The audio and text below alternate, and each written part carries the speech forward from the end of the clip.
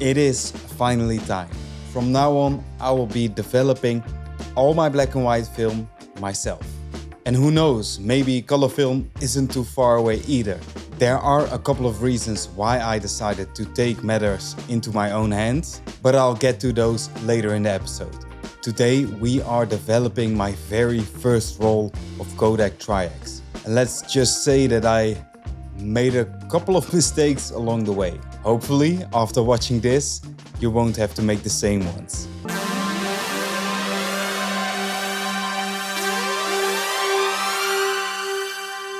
Now, before we get started, a little disclaimer. I did develop my own film years ago when I was studying photography, but after that I didn't touch any chemicals until now. So you can pretty much see this as me starting all over again. I'm definitely not an expert and this video is not meant as a tutorial. I'm simply taking you guys with me on this journey where I learn and experience everything all over again. Maybe down the road I'll make some how-to videos, but first I actually want to know what I am doing. Oh, and yes, this episode is sponsored by the amazing people over at Vintage Visual. They make this thing called the AGO or AGO, and honestly, this is one of the main reasons why I decided to finally start developing my own film again. It takes away so much of the stress and it makes the whole process so much more approachable. They also gave me a 10% discount for you guys. So if you are interested in the AGO or any of their products, check out the link in the description and make sure to use the code TIPSinc at checkout. Now let's see if I can still develop a roll of film. After doing some research on the AGO and the development kit that it came with, I figured out all the times that I needed for the chemicals that I was using. With a little help of ChatGPT and the massive depth chart, setting everything up on the AGO was really straightforward. Once I've spent a little bit more time with the AGO, I'll definitely make a dedicated review on it. But for now, this is simply just my first experience. I started off by rinsing everything to get a clean start, or at least that was the plan, because this is actually where I made my first mistake. We'll get to that in just a minute. I also brought all the chemicals to the correct temperature in this little water bath. The first thing that I had to mix was the fixer. This is something that you can reuse, so after mixing it with the right amount of water, I poured it into a storage bottle and put it back into the water bath to get to the right temperature.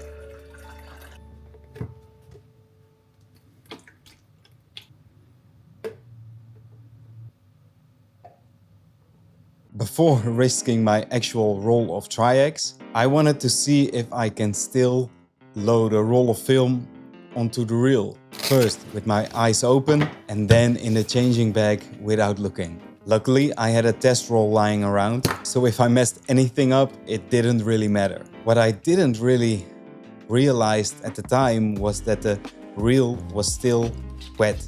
And trust me, that makes a huge difference. The film kept sticking instead of sliding into the reel. And I was wondering why I was struggling so much. So here's my first tip. Even though this isn't a tutorial, make absolutely sure that your reel is completely dry.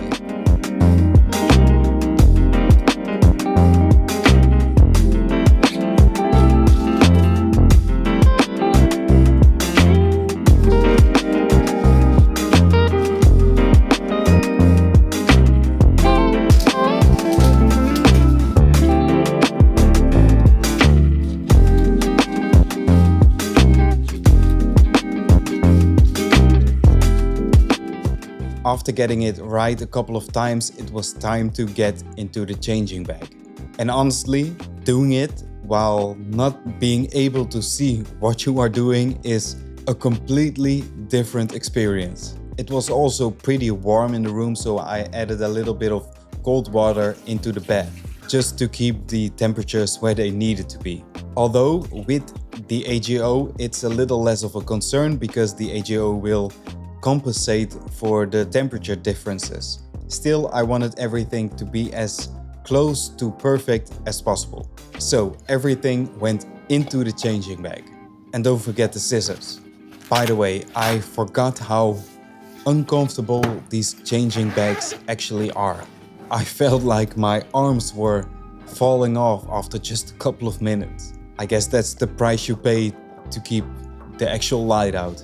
The first attempt didn't feel right at all. So instead of forcing it, I pulled the reel out of the bag and started over again. Luckily, the second attempt went way smoother and I managed to get the film onto the reel and into the Patterson tank, just like you would do with an actual roll of film. At least that gave me a little bit more confidence.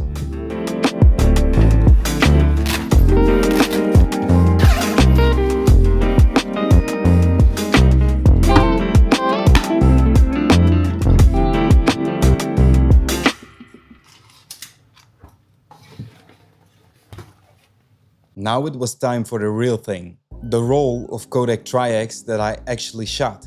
Everything went back into the bag and I actually thought that I was ready. Well, quite not. Remember that slightly wet reel? Yeah, that one came back to haunt me. Halfway through the reel, it slipped off completely. And there was no way of getting it back on than to get the whole film off the reel. Doing that in complete darkness was probably the most stressful thing of the entire process. I was convinced that I left tons of fingerprints all over the negative, or even worse, scratching the film trying to get it back onto the reel. As you can probably see from the changing light outside, this took me a while. Eventually, I just thought, you know what, get the film onto the reel as well as I can, learn from the mistakes and see what happens.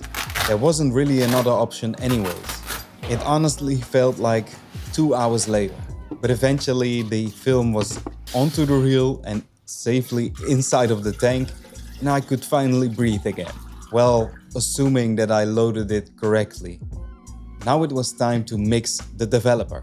I measured everything out for a single roll, checked the temperatures and also put the tank into the bath to get it to the right temperatures as the rest of the chemicals. And then I noticed that I added too much water to the developer. So that batch went straight down the drain and I had to start it over all again. I'm just glad that I noticed it before pouring it all into the tank.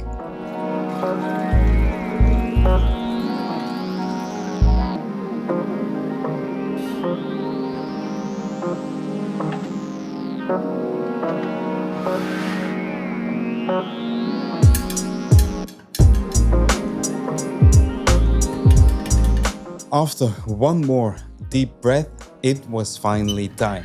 I pressed start on the AGO and the developer went into the tank.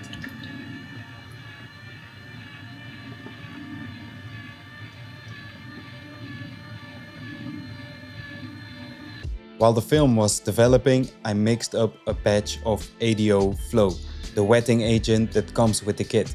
This is the final step for the whole process and it prevents these water drying marks and streaks. You only need a small amount, so a little bottle will last you a very long time. Even while everything was running, I still wasn't convinced that I've done everything right. The reel had been a struggle. I handled the film way more than I wanted, and I kept wondering if I just ruined a whole roll of Kodak Tri-X. I guess there was just one way to find out. One thing that I really liked about the AGO is that it takes a lot of the thinking out of the process. Whenever the next step is ready, it will just let you know.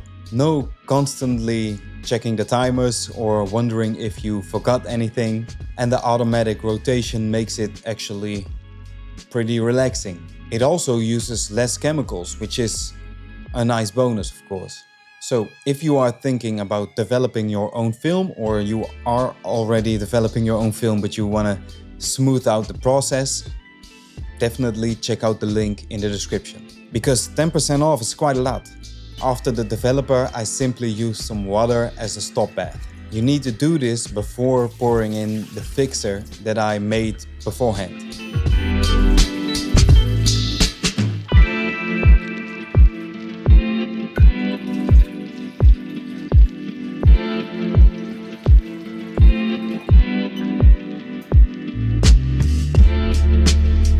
can simply just pour it back into the bottle and reuse it, but yeah, I poured it down the drain.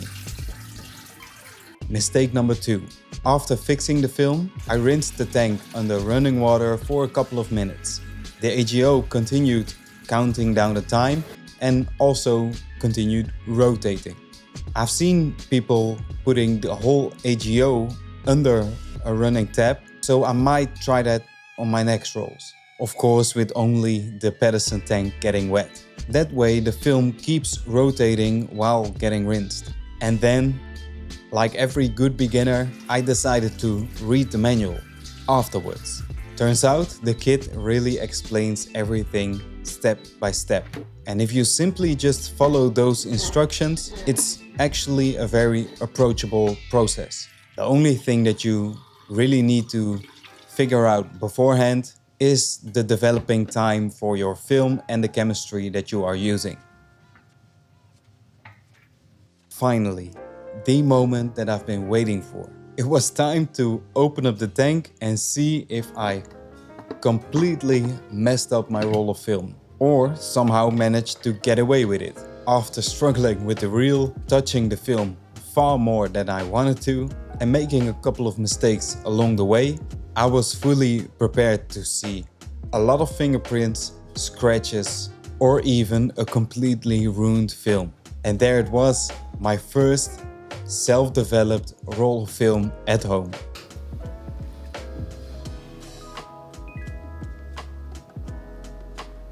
Well, at least there is something. What a struggle. So this is the day after. And it does seem like the photos came out well.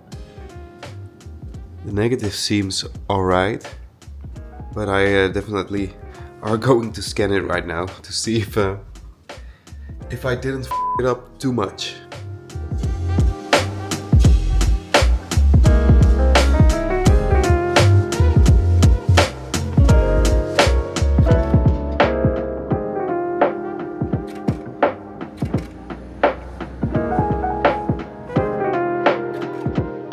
And honestly, I couldn't believe how well it turned out. There weren't any fingerprints, no scratches, no strange marks, nothing.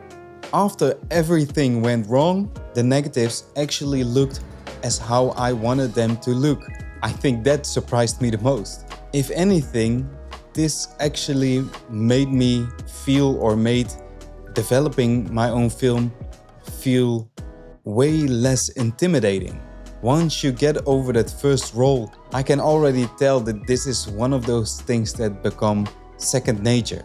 A bit like learning how to ride a bike. And I have to say that AGO made that first experience feel so much more enjoyable. Having the timing and the agitation, but also the compensation for maybe the higher temperatures made it so much more easy. For someone who's getting into film developing, I honestly think that this takes away a lot of the stress. And if you are planning to develop your first roll of film, I definitely recommend practicing with a blank roll of film first. It will save you a lot of frustration. And trust me, make sure that your reel is completely dry before you start. I wish I knew that before developing my first roll of film. So yes, from now on, I'll be doing all of my black and white film myself. And who knows, maybe color film isn't too far away either. I'm definitely excited to learn more and get better with every single roll. Because like I said in the beginning, this isn't a tutorial. I'm learning and I wanted to take you with me on this journey. So if you have any tips, tricks or things that I should try next, leave them in the comments. I would love to learn from your experience, and I'm sure other people reading the comments will too. The reason why I wanted to develop my own black and white film in the first place was that I didn't like the waiting game. It took my lab sometimes over 2 weeks to get the black and white film developed. And also I had some very severe cases of drying marks and scratches before.